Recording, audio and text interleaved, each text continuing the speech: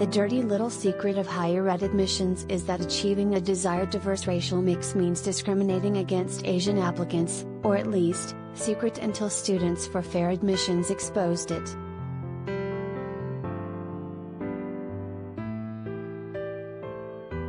The higher ed establishment is brazenly defending its race-conscious admissions in dozens of amicus briefs just filed in the U.S. Supreme Court opposing SFFA's discrimination suits against Harvard and the University of North Carolina. It's terrified the cases, which the court just announced it will hear in October, could spell the end of racial affirmative action.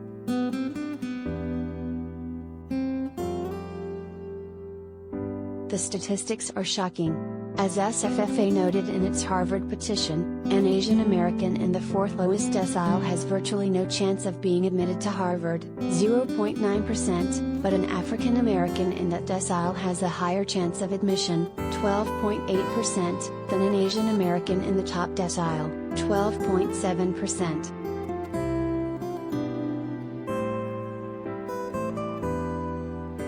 Such unequal treatment followed the 2003 Supreme Court decision in Gratter v.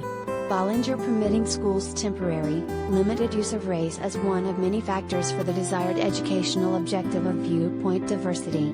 Harvard and other schools have used this loophole to drive de facto illegal racial quotas, using admissions subterfuges like personal scores and a holistic approach reminiscent of the methodologies Harvard developed a century ago to limit Jewish enrollment.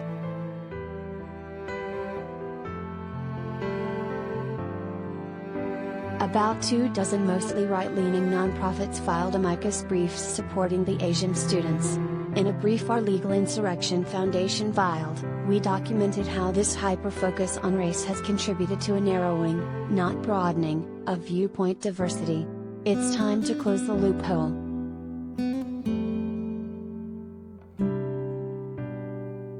Not a single college or university supported the Asian students.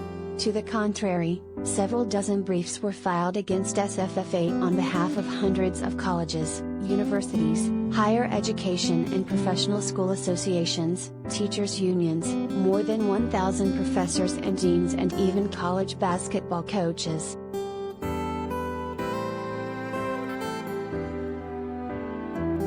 One of the most striking things about these briefs is the openness with which colleges admit to having racial preferences and their complete lack of sympathy for the Asian victims of discrimination.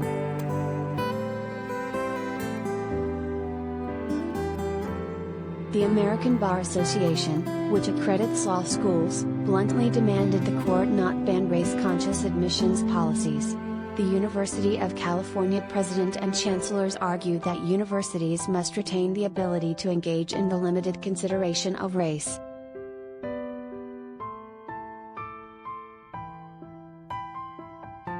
A group of highly competitive schools including most of the Ivy League claimed, no race-neutral alternative presently can fully replace race-conscious individualized and holistic review to obtain the diverse student body.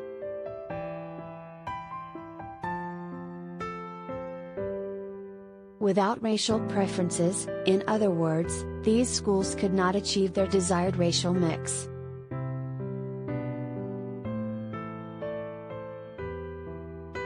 A group of highly select small colleges wrote, Amherst, for example, has determined that an entirely race-blind policy would reduce the percentage of historically underrepresented students of color in its student body, including Native American, Black, and Hispanic students by approximately half.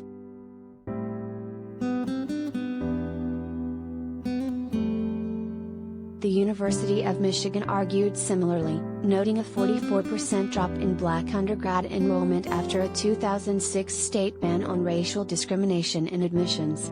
The University of California system likewise admitted fewer Black and Hispanic students after Golden State voters banned discriminatory admissions in 1996, a ban voters just reiterated in 2020.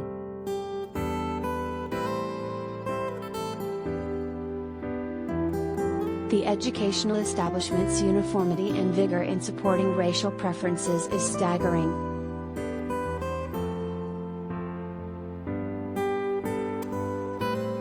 If the most selective schools assess students based on SATs, grades and other non-racial factors, they say, Black and Hispanic admissions would plummet. That disparity suggests these schools have created separate racial tracks for applicants, establishing de facto illegal racial quotas using linguistic sleight of hand to cover their tracks.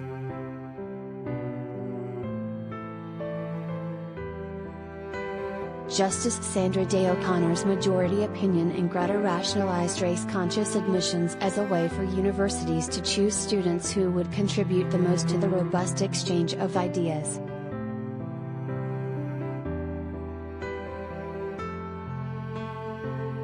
Yet, as we pointed out in our brief, the grand judicial experiment of excusing racial discrimination in university admissions in the hope it would promote the educational objective of diversity of viewpoint has failed.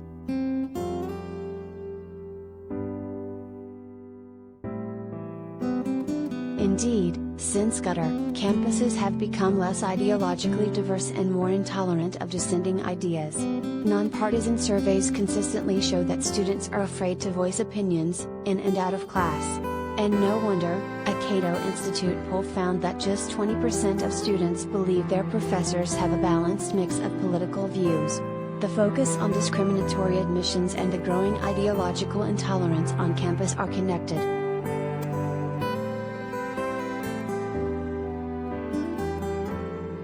The Supreme Court faces a stark choice: continue the nod to racial discrimination or, as Chief Justice John Roberts once wrote, hold, the way to stop discrimination on the basis of race is to stop discriminating on the basis of race.